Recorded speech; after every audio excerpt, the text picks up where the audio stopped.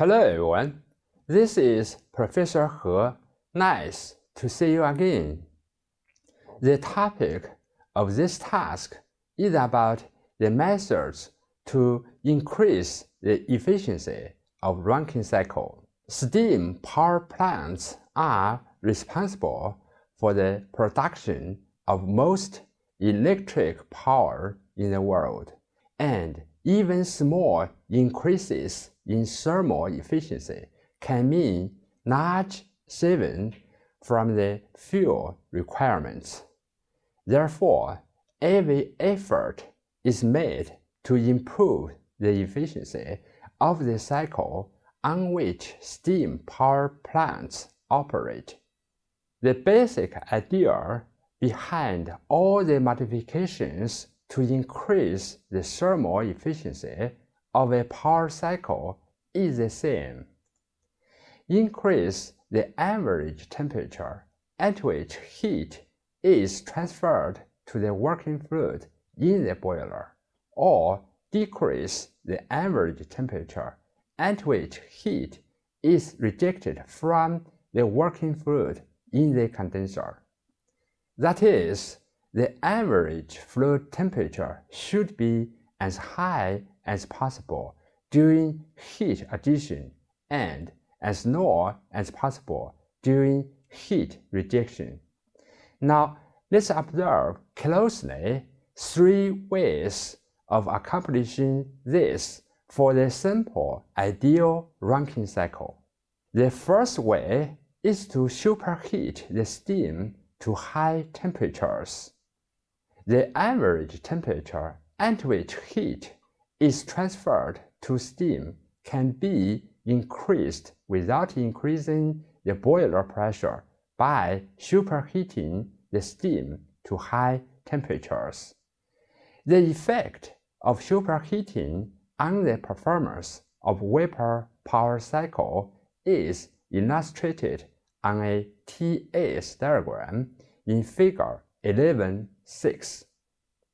The area represents the increase in the network. The total area under the process represents the increase in the heat input. Thus, both the network and heat input increase as a result of superheating the steam to a higher temperature. The overall effect is an increase in thermal efficiency. However, since the average temperature at which heat is added increases, superheating the steam to higher temperatures has another very desirable effect. It decreases the moisture content of the steam at the turbine exit, as can be seen from the TS diagram.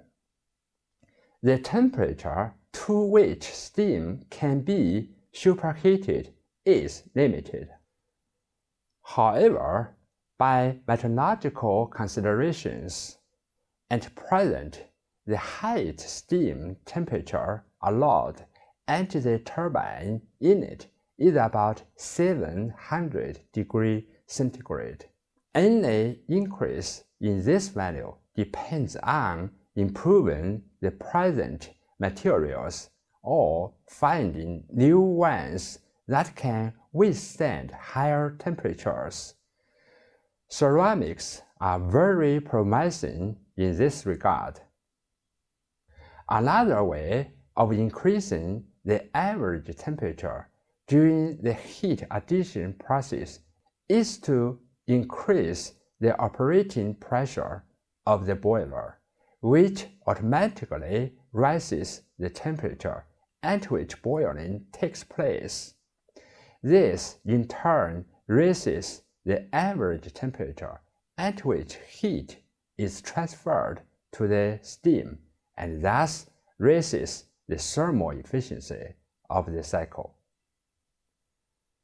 The effect of increasing the boiler pressure on the performance of vapor power cycles is illustrated on a TS diagram in figure 11.7. Notice that for a fixed turbine inlet temperature, the cycle shifts to the left and the moisture content of steam at the turbine exit increases. This undesirable side effect can be corrected, however, by reheating the steam, as discussed next. Operating pressures of boilers have gradually increased over the years from about 2.7 megapascal in 1922 to over 30 megapascal today, generating enough steam to produce a net power output of 1,000 megawatt or more in a large power plant.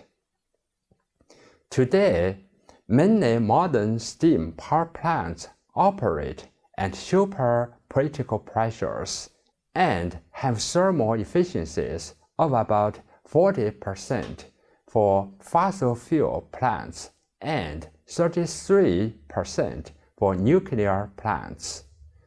The lower efficiencies of nuclear power plants are due to the lower maximum temperatures used in those plants for safety reasons. The TS diagram of a supercritical Rankine cycle is shown in the figure. The third way is to lower the condenser pressure. To take advantage of the increased efficiencies at low pressures, the condensers of steam power plants usually operate well below the atmospheric pressure.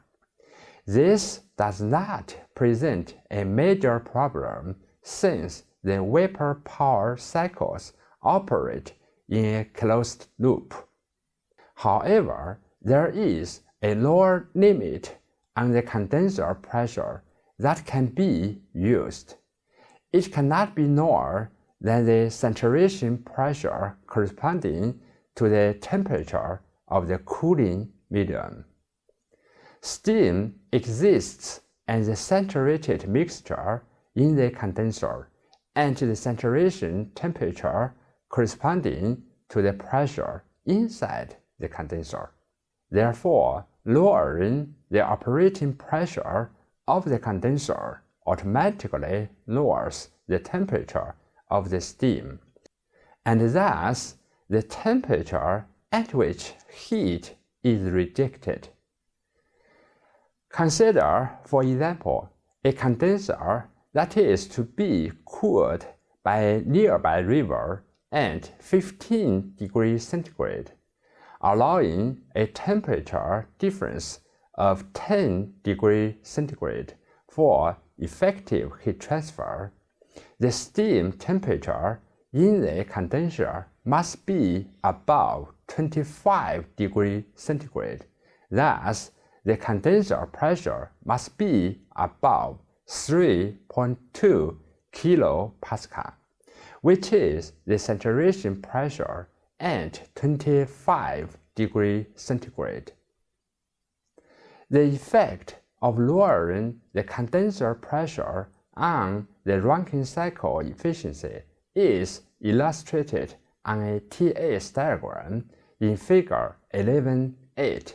For comparison purposes, the turbine inlet state is maintained the same. The area on this diagram represents the increase in network output as a result of lowering the condenser pressure. The heat input requirements also increase, but this increase is very small compared to that under 0 to 1. Thus, the overall effect of lowering the condenser pressure is an increase in the thermal efficiency of the cycle.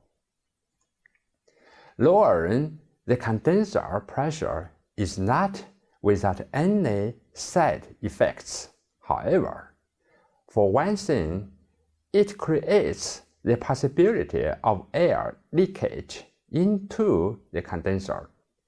More importantly, it increases the moisture content in the steam at the final stages of the turbine, as can be seen from Figure 11.8. The presence of large quantities of moisture is highly undesirable in turbines because it decreases the turbine efficiency and erodes the turbine blades. Fortunately, this problem can be corrected as discussed next. Okay, that's all for this task. Thank you very much and see you next time.